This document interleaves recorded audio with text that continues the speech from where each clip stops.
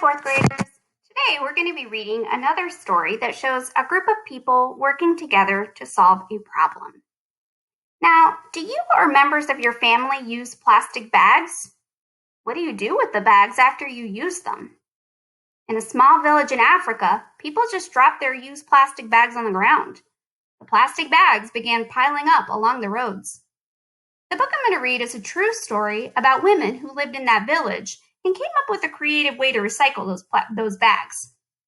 The title is One Plastic Bag, Isatou Ceesay and the Recycling Women of the Gambia, and the author is Miranda Paul. Let's see what the women did. And Gambia is a country in Africa. Njau, Gambia. Isatou walks with her chin frozen. Fat raindrops pelt her bare arms. Her face hides in the shadow of a palm leaf basket, and her neck stings with every step. Warm scents of burning wood and bubbling peanuts do drift past. Her village is close now. She lifts her nose to catch the smell. The basket tips. One fruit tumbles, then two, then 10. The basket breaks. Isatou kicks the dirt. Something silky dances past her eyes, softening her anger. It moves like a flag, flapping in the wind, and settles under a tamarind tree. Isatou slides the strange fabric through her fingers and discovers it can carry things inside. She gathers her fruits in the bag. The basket is useless now. She drops it, knowing it will crumble and mix back in with the dirt. 4 goats greet Isatou as grandmother Mbabe emerges from her kitchen hut. Hurry in before the rain soaks your beautiful Mbuba. Isatou scurries in, and grandmother serves spicy rice and fish. Rain drums on the creaking aluminum roof. I broke your bag, Isatou confesses, but I found this. Plastic, her grandmother frowns. There's more in the city. Day after day, Isatou watches neighbors tote their things in bright blue or black plastic bags. Children slurp water and wanjo from tiny holes poked in clear bags. Market trays fill with minties, wrapped in rainbows of plastic. The colors are beautiful, she thinks. She swings her bag high. The handle breaks. 1 paper escapes. Then 2, then 10. Isatou shakes sand off her papers. Another plastic bag floats by, and she tucks her things inside. The torn bag is useless now. She drops it to the dirt, as everyone does. There's nowhere else to put it. In Isatou's village, go from transporting goods in baskets held on their heads to carrying goods in plastic bags. When the bags break, people drop them to the ground. Let's see what happens to the bags they drop. Day after day, the bag she dropped is still there. 1 plastic bag becomes 2, then 10, then 100. Plastic isn't beautiful anymore, she thinks.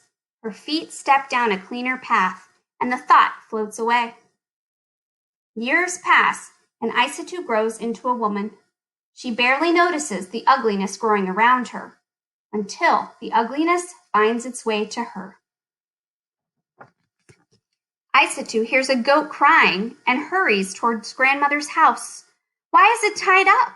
Where are the other goats? Inside, the butcher is speaking in a low voice. Many goats have been eating these, he says. The bags twist around their insides, and the animals cannot survive. Now 3 of your goats and so many other goats in the village have died.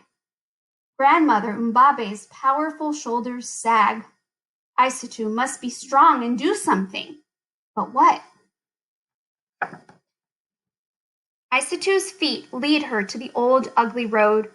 A pile of garbage stands as wide as grandmother's cooking hut. Mosquitoes swarm near dirty pools of water alongside the pile. Smoke from burning plastic stings her nose. Her feet back away. Goats scamper past. They forage through the trash for food. Her feet stop. She knows too much to ignore it now. Holding her breath, she plucks 1 plastic bag from the pile. Then 2, then 10. then 100. So what are some things you learned about the dangers of plastic bags? Go ahead and tell your classmates.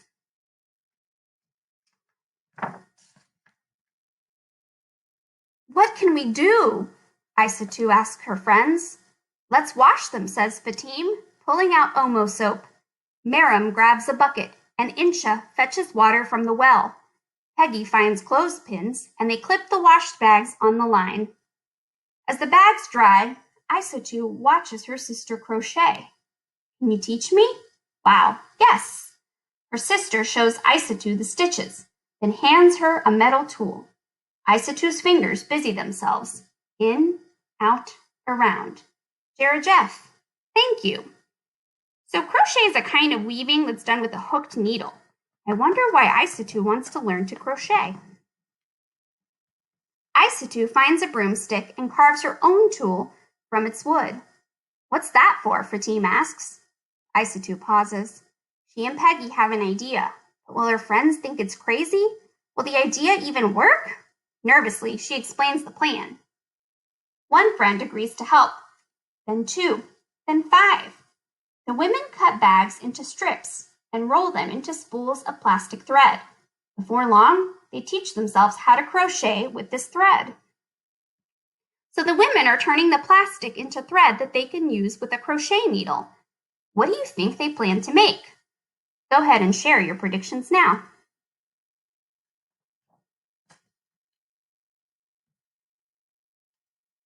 Nakaligebi, asked grandmother. How is the work?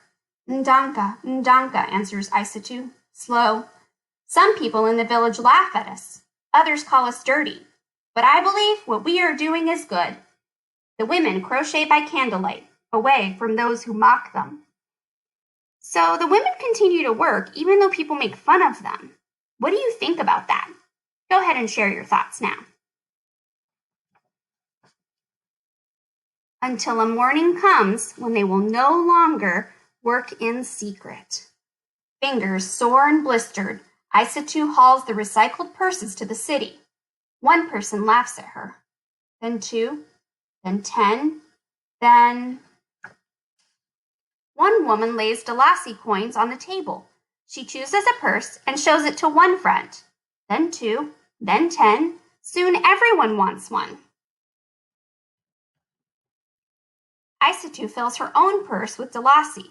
She zips it shut and rides home to tell grandmother she's made enough to buy a new goat.